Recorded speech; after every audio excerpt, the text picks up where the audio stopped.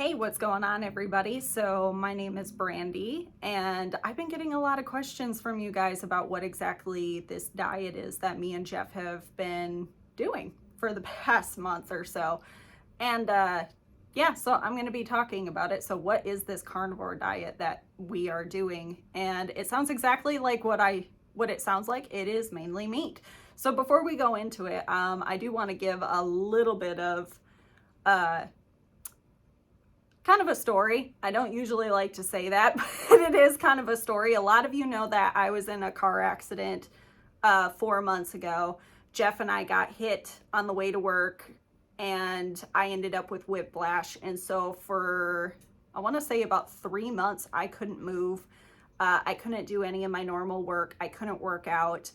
And it was really stressful just to sit. Anybody who has had whiplash understands this, and I did not understand the full extent of how that actually worked until I went through it. Like, to the point where I went to pick up my phone one day and I dropped my phone because it traveled all the way down my arm. It was terrible.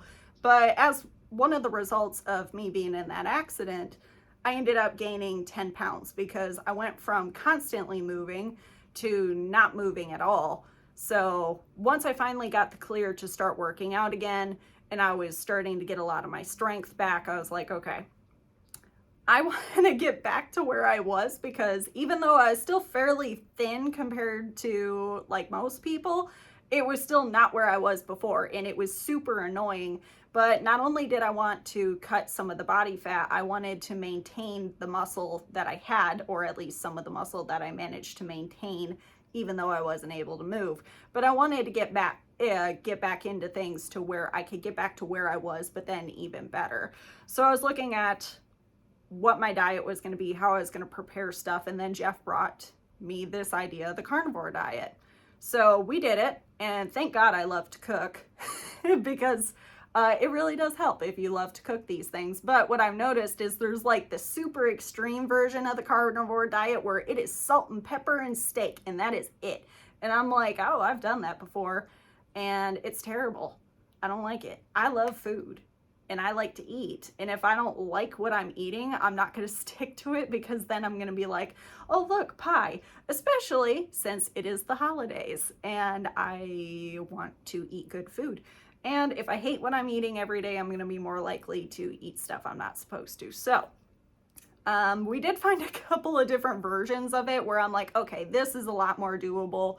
There's flavor to the meat, and I think I could do this. And we sent it to quite a few people of just the list of the things that you can actually eat. And what I've noticed is a lot of people are still very confused, because just saying, hey, you can eat these meats, but then not having a recipe to it, I find a lot of people still get stuck, and people still need a little bit more direction.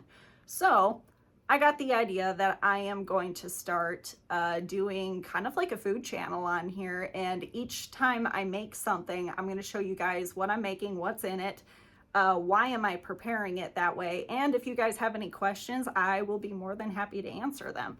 So what are the benefits of going through this diet? Now, in 3 weeks, I lost about 4 pounds, which is the fastest I've ever lost weight. And that was just by changing what I was eating. What I noticed, it was actually getting rid of a lot of the inflammation in my body, because I dropped weight that was mainly inflammation based. And I also noticed a lot of my mental fog was leaving too, because if you don't have as much inflammation, it actually clears up a lot of brain fog. So what are some other benefits? It can also lower blood sugar. It can decrease intestinal issues. It can decrease inflammation, just like what it did with me.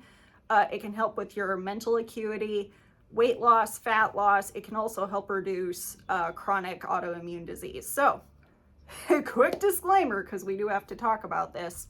If you guys have any major health issues or any of those things on that list, please consult your medical doctor before you make any major changes, because we want everybody to do this safely. And like any other huge change, you do want to make sure that you do things safely, because even though it has helped people in a lot of cases, you just want to make sure that this is specific for you, because there is no one size fits all with health, and you just want to make sure that you do it safely. So had to get that out of there.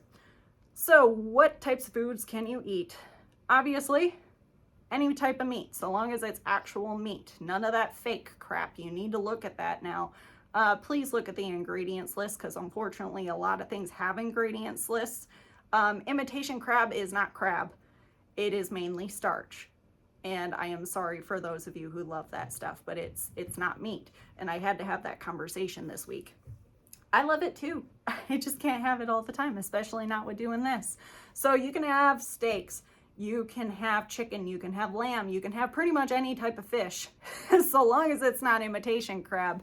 What types of spices can you use? So long as it's herbal and it is a plant, you are good. Stay away from the shitty spices where you don't know what's in it.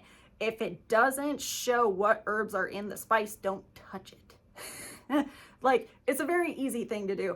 Also, making sure you are using pink salt, because if it has no color, it has no nutrients. You want to get something that has the minerals in it. Otherwise, you're not getting anything. And the body has a much harder time breaking it down. Fats. You can use butter and lard. So I usually cook with butter anyway. I don't like to cook with oils. Oils are very hard for the body to break down. So it's giving you the good fats. Butter is a good fat for your body, and you're going to need these. And also it's going to help burn fuel, but it's also going to attack all that other stuff. So basically what it's doing is it's starving the body of the sugars and the carbs to be able to kill off whatever is creating the inflammation in the body. And then also dairy. You can have cheese and you can have eggs. And when I heard that, I was like, holla frickin' Luya, because I love both of those things. And I just got back from Wisconsin a few months ago, and I bought 2 large logs of cheese, and I'd be very upset if I couldn't eat those. So I was very excited about that. Now, those are just a few things I named off. In the comments at the end of this video, I will put the full list of everything in the comments of what you can eat. But then also, as I have said before, I am going to be doing a video series where I'm going to pick a recipe that I have made, and I'm going to make it for you guys so you can see how I prepare it, what is all in it. And if you guys have questions of why I'm doing something a certain way, you can ask there. So with that, I hope this helped, and I look forward to seeing your guys' reactions, and I hope this is going to be helpful.